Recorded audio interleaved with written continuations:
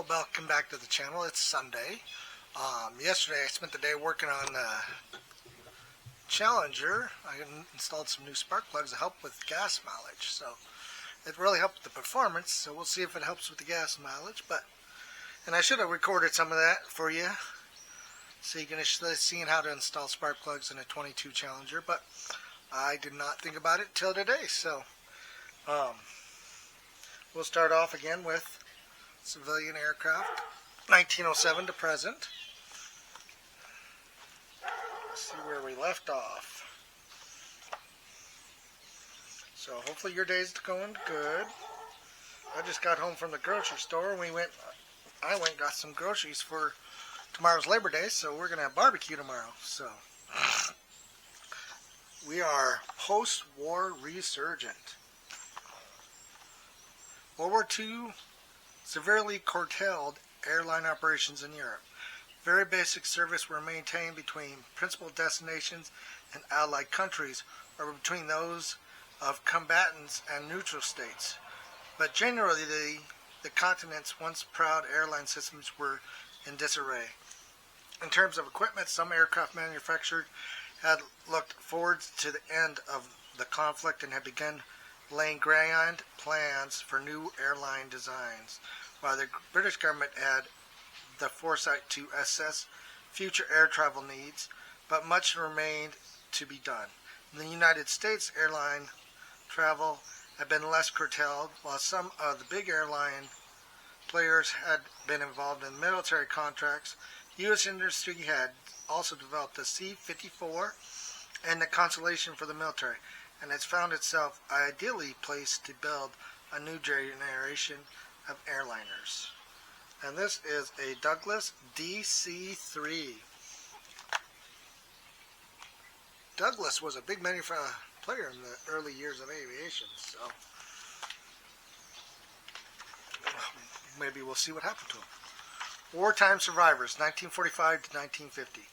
Although World War II had driven aerospace technology to new heights, in the intermittent aftermath of the conflict, surplus military aircraft supplied the majority of the world's air transportation.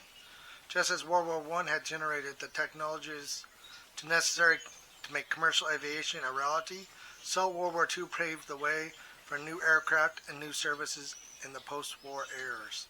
Wartime operation had introduced and honed technologies such as radar and jet engines.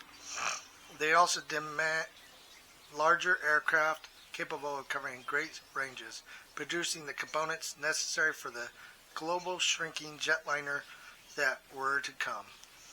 Aftermath of the war.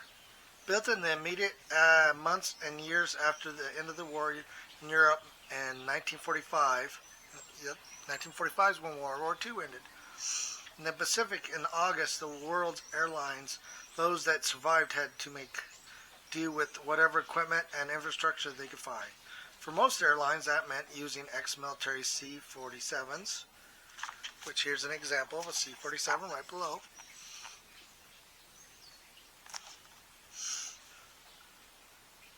Hastily modified for civilian passenger operation, but in some cases, airline projects that had stagnated during war finally bore fruit. Aircraft like the Swivenmachen SM-95, which is right here in the middle, had been conceived just before the war and were finally able to enter service as new equipment for new airlines. In the UK, a great deal of ingenuity was applied to the converting existing bombers and transports, produced the Hilton airliner from Hadley Page Halifax. Right here, the top one. With plenty of cheap transport aircraft and experienced pilots looking for post-war employment, small airlines and cargo carriers began springing up, especially in the UK, the United States, and parts of Asia. For the new British outfits, a major flip came from the unexpected direction. In June 1948, Soviet authorized enforced a blockade of Berlin. aimed at forcing a political confrontation with the West. When the West refused to negotiate, the Soviets effectively cut West Berlin off from the supplies of food, fuel, and other necessities that had been keeping its 2.3 million residents alive. After World War II, Germany was put under harsh sanctions, and Berlin was split between the United States, the rest of the world, and Soviet Union. And there was literally a wall built between them. And that wall was up until, I want to say, the 1960s. So, that's what they're talking about. West Berlin, the Soviet Union-controlled side, was having a hard time. The Western response was to mount an airlift of gargantuan proportion. While the majority of the aircraft was military, several British companies took up contracts to supply more difficult goods. Fuel, especially liquid fuel, became a more major commodity for those operators, as they did much to establish standards of operation for British and Europe commercial operators. So again, C-47, 1946. Hadley Page Holton, 1947. SM-95, 1948. And where is it? Junker J-52, 1983.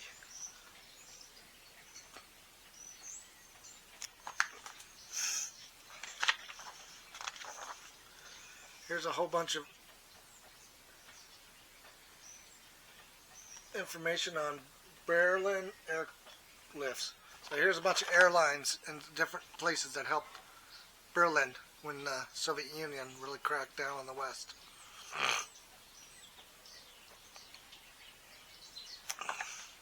Their missions and who flew them. The bottom aircraft is a C-46 Commando. It was built in 1950.